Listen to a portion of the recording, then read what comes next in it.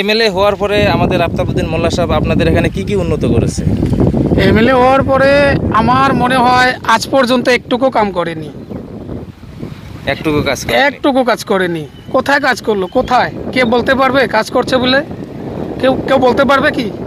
যেটা আমাদের রাস্তার কোনো কাম করে না। যদিবার কাম করে আলাল দালালকে দেয়, কাম আসে 2 টাকার আলাদার কাম করে হেরে হয়ে গেছে।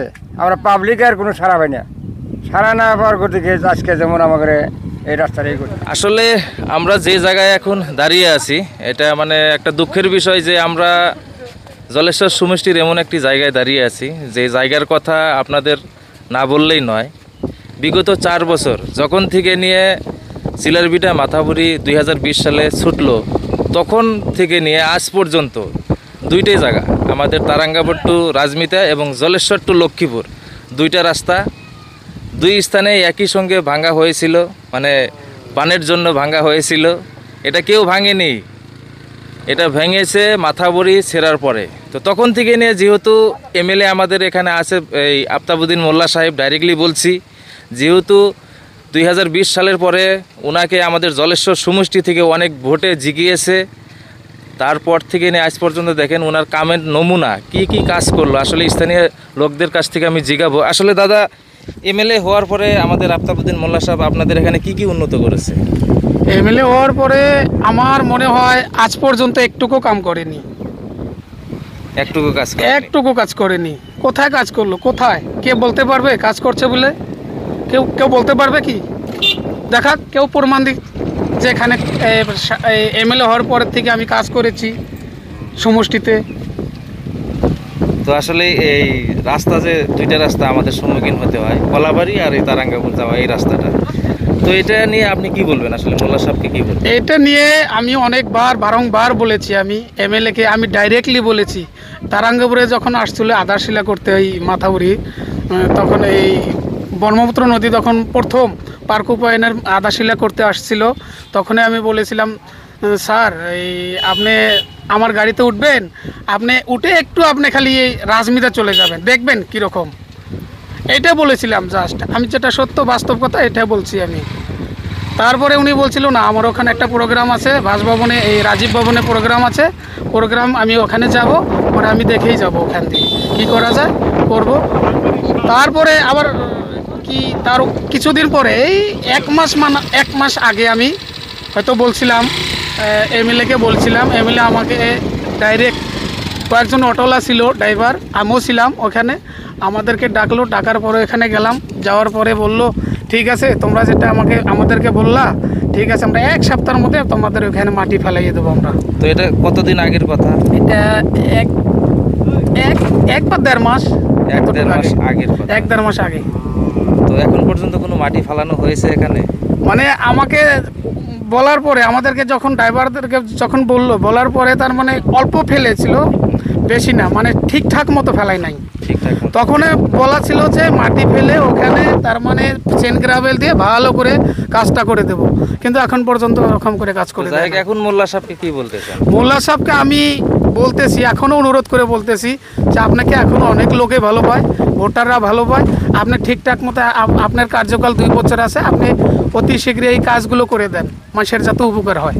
তো যাই হোক, আমাদের সঙ্গে আরও 2 জন আছে। তো আপনি আসলে এই মোল্লা সাহেবকে কী বলবেন আমাদের সমষ্টির সম্পর্কে, যে আসলে উনি কতটুকু কাজ আর কি করেছে, আপনার চোখে কতটুকু ধরা পড়েছে? আমার চোখে এখন পর্যন্ত আমাদের বিধায়ক আফতাবউদ্দিন মোল্লা সাহেব এখন পর্যন্ত কোনো কাজ করে নাই। বিগত 3 বছর চলে গেল, এখন পর্যন্ত কোনো কাজ করে নাই। তো এই রাস্তাটার বিষয় নিয়ে কী বলবেন? আসলে এই রাস্তার বিষয় বলবো খুবই অসুবিধা। যেমন নাকি তারাঙ্গাপুর রাজমিতা যতখানি রাস্তা, এখানে 3 কিলোমিটার রাস্তা, 100 মিটার রাস্তা তার মানে খারাপ হয়েছে। এই রাস্তার স্কুল লড়া ছোয়ালি এগুলা যাতায়াত খুব অসুবিধা, সাধারণ রাইজের খুব অসুবিধা। আমি ওনাকে অনুরোধ করে বলতেছি যে ওরা অতি শীঘ্রই যাতে এই রাস্তার কামখিনি ভালোভাবে করে দেয় আর কি। তো যাই হোক, আরও একজন আছে যেহেতু, তো আপনি আসলে এই মোল্লা সাহেবকে কী বলবেন, যেহেতু স্থানীয় বিধায়ক এখন পর্যন্ত রানিং এমএলএ চলে আছে, তো ওনাকে কী বলবেন আপনি? আমি এইটাই বলতে চাই যে আফতাব মোল্লা 3 বছর বিগত হওয়ার পরেও এখনও আমাদের রাস্তায়, যেটা আমাদের রাস্তা তারাঙ্গাপুর থেকে একটু রাজনীতি এইটুকু জায়গা না, যেহেতু এইটু রাস্তা তারাঙ্গাপুর থেকে লক্ষ্মীপুর গেছে একদম, এখানে আপনার স্কুল আছে, কলেজ আছে, হাট সেকেন্ডারি আছে, জনসাধারণ সবাই এই রাস্তায় আসা যাওয়া করে, কিন্তু এই রাস্তা দিয়ে সবাই উপভোগ করে যে আমাদের এই রাস্তাটা একদম খারাপ, তার মানে আসা যাওয়া করাই অসম্ভব। দেখেন না, আপনারা দেখতেছেন বাইক নিয়ে যাইতেছে, এগুলি এই সাইডে গাড়ি আছে, ও সাইডে গাড়ি আছে, কোনো সাইডের গাড়ি কোনো দিকে যাইতে পারে না। তাই আমি এইটুকুই আফতাব মোল্লার উপরে দাবি রাখবো, এখনও তার 2 বছর কার্যক্রম আছে, যাতে 2 বছরের মধ্যেই আমাদের এই রাস্তাঘাটগুলো ভালো করে দেয়। ভালো করার জন্য আমরা আহ্বান করি আমাদের এমএলএর কাছে। তো যাই হোক, আসলেই শুনতে পারলেন, তো যেহেতু এখনও পর্যন্ত 2 বছর সময়কাল আফতাবউদ্দিন মোল্লা সাহেবের আছে, তো আমাদের সঙ্গে আরেকজন আছে, তো আপনি আসলে কি বলবেন মোল্লা সাহেবকে? মোল্লা সাহেবকে কী বলবো, মোল্লা সাহেব আমার এই জায়গা থেকে ভোট নেয়, আসা যাওয়াটা করে ঠিকই, কিন্তু আমার যেটা আমার রাস্তার কোনো কাম করে না। যদিবান কাম করে আলাল দালালকে দেয়, কাম আসে 2 টাকার, আলাদার কাম করে হেরে হয়ে গেছে, আমরা পাবলিক আর কোনো সারা পাই না।